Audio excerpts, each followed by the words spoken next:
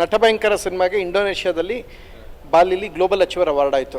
ಇದು ಅಲ್ಲಿನ ಸಂಸ್ಕೃತಿ, ಅಲ್ಲಿ ಹಾಕಿದ್ದು ಎಲ್ಲವೂ ಅಂದ್ಕೊಳ್ಳೋಣ. ಅದು ಇಂಡೋನೇಷ್ಯಾದಲ್ಲಿ ನಟಭಯಂಕರಗೆ ಅವಾರ್ಡ್ ಆಯಿತು. ಅವಾಗಿಂದ ಬೇರೆ ಥರಗಿಂತ ನಾವು ಸ್ವಲ್ಪ ಯುನೀಕ್ ಆಗಿರ್ತೀವಿ, ಹಂಗಿರ್ಬೇಕು ಅಂತ. ಹಾಂ ಇರ್ಬೋದು. ಅದು ಈಗ ಅಮೆಝಾನ್ ಬಂದೈತೆ. ಈಗ ಇದನ್ನ ನೋಡಿದವ್ರು ಅದನ್ನ ನೋಡಲಿ, ಅಲ್ಲಿ ನೋಡಲಿ. ನೆನ್ನೆಯಿಂದ ಬಂದೈತಲ್ಲ. ಪೆನ್ ಡ್ರೈವ್ ನೋಡ್ಕೊಂಡೇ ಸಾಕಾಗೈತೆ, ಬಂದು ಇದನ್ನ ನೋಡಿ ಅಷ್ಟೇ. ಸರ್, ಈಗಿನ ಕ್ವೆಶ್ಚನ್ ಮಾರ್ಕ್ ಸೈಲೆಂಟ್ ಚಿತ್ರದ ಫಸ್ಟ್ ಲುಕ್ ಮತ್ತೆ ಟೀಸರ್ ಬಿಡುಗಡೆ ಮಾಡಿದ್ದೀರಾ, ಏನು ಅನ್ನಿಸ್ತು ಸರ್ ಟೀಸರ್? ಟೀಮ್ಗೆ ಒಳ್ಳೇದಾಗಲಿ. ನಮ್ಮ ಸ್ನೇಹಿತೆ ನಿಖಿತಾ ಹೀರೋಯಿನ್ನು, ಇವರು ಸ್ವಾಮಿಯವ್ರ ಡೈರೆಕ್ಟ್ರು, ಇಬ್ರಿಗೂ ಒಳ್ಳೇದಾಗಲಿ. ಒಂದೊಳ್ಳೆ ಸಿನಿಮಾ ಗೆಲ್ಲಿ ಅಷ್ಟೇ. ಸರ್, ಪ್ರಥಮ್ ಅವ್ರದ್ದು ಫಸ್ಟ್ ನೈಟ್ ಎಲ್ಲಿ ತನಕ ಬಂತು ಅಂತ ಹೇಳಿದ್ರೆ? ಫಸ್ಟ್ ನೈಟ್ ಅಲ್ಲ, ಫಸ್ಟ್ ನೈಟ್ ವಿತ್ ದೆವ್ವ ಸಿನಿಮಾ. ಅದು ಸಿನಿಮಾ ಮುಗಿದೈತೆ, ಪೋಸ್ಟ್ ಪ್ರೊಡಕ್ಷನ್ ಹಂತದಲ್ಲಿದೆ. ಸೊ ಇನ್ನೊಂದು ಚೂರು ಬ್ಯಾಲೆನ್ಸ್ ಇದೆ ಪೋಸ್ಟ್ ಪ್ರೊಡಕ್ಷನ್ ವರ್ಕು. ಸೊ ಅದಾದ ತಕ್ಷಣ ಬರ್ತೀವಿ ಶೀಘ್ರದಲ್ಲೇ. ಸರ್, ಫಸ್ಟ್ ನೈಟ್ ಅಂದ ತಕ್ಷಣ ಎಲ್ಲರಿಗೂ ಯೋಚನೆ ಬರೋದೆ ಇದೊಂದು ಫ್ಯಾಮಿಲಿ ಕುತ್ಕೊಂಡು ನೋಡೋ ಅಂಥ ಸಿನಿಮಾನ ಅಂತ. ಯಾಕೆ ಫಸ್ಟ್ ನೈಟ್ ಆಗದೇವರೆಲ್ಲ ಉಟ್ಬಿಟ್ಟವ್ರು, 140 ಕೋಟಿ ಜನಸಂಖ್ಯೆ ಉಟ್ಬಿಟ್ಟವ್ರ. ವಿಷಯ ಅದಲ್ಲ. ಹೌದಾ? ಹನಿಮೂನ್ ಎಕ್ಸ್ಪ್ರೆಸ್ ಅಂತ ಸಿನಿಮಾ ಬಂದಾಗ ಯಾಕೆ ನೋಡಿದ್ರಿ?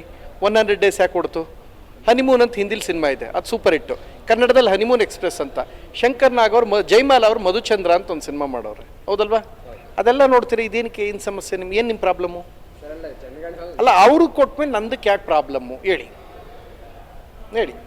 ಹಾಗಾಗಿ ಇದನ್ನು ಎಲ್ಲ ಕುಟುಂಬ ಸಮೇತ ಅಣ್ಣ ಕಂಪ್ಲೀಟ್ ಅಣ್ಣ. ಮದುವೆ ಆದ ನೆಕ್ಸ್ಟ್ ಸೆಕೆಂಡ್ಗೆ ಗೊತ್ತಾಯ್ತು ತನ್ನ ಹೆಂಡತಿ ದೆವ್ವ ಅಂತ. ಅಲ್ಲಿಂದ ಏನೇನು ಆಯ್ತದೆ ಅಂತ ಕಾಮಿಡಿ. ಹೆಂಡತಿ ಜೊತೆ ಹನಿಮೂನ್ ಆಗುತ್ತೆ, ದೆವ್ವ ಜೊತೆಗೆ ಆಗುತ್ತೆ ಅನ್ನೋದು ಕಾಮಿಡಿಯಾಗಿ ಹೋಗುತ್ತೆ ಅಷ್ಟೇ.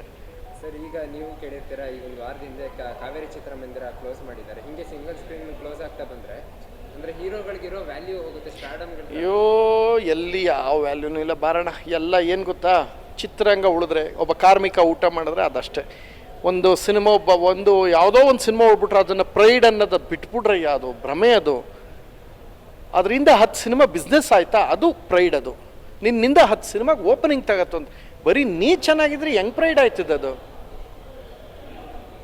ಯಾವುದೋ ಒಂದು ಸಿನಿಮಾ ಅದ್ಭುತ ಅಲ್ಲ, ಅದು ಬಿಡಿ, ಅದು ಭ್ರಮೆ. ಅದು ದಯವಿಟ್ಟು ಸುಳ್ಳದು.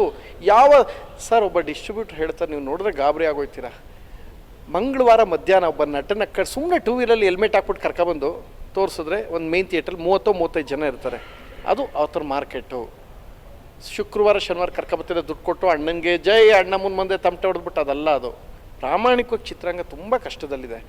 ಯಾರು ಸಿನಿಮಾ ಬತ್ತಲ್ಲಿ ಸುಮ್ಮನೆ ಫೇಕ್. ಅದು ನಂಬಿಕೆ. ಜನರು ನನಗೆ ಹೌಸ್ಫುಲ್ ಹಂಗೆ ಬಂತು, ಹಿಂಗೆ ದಬಾಕ್ಬಿಟ್ಟೆ, ಹಂಗೆ ಎತ್ತಾಕ್ಬಿಟ್ಟೆ, ಹಿಂಗೆ ಕಿತ್ತಾಕ್ಬಿಟ್ಟೆ, ಅವೆಲ್ಲ ಸುಳ್ಳು. ಏನಕ್ಕೆ ಅಂದರೆ ಟಿಕೆಟ್ ರೇಟು ಇರ್ಬೋದು, ಅದೆಲ್ಲ ಅಂತಾರೆ. ಬಟ್ ಅದೆಲ್ಲದಕ್ಕಿಂತ ಹೆಚ್ಚಾಗಿ ಮೇಯ್ನು ಸ್ಟಾರ್ಗಳು ವರ್ಷಕ್ಕೆ ಪ್ರತಿಯೊಬ್ಬರದ್ದು 2 ಬರಬೇಕಣ್ಣ.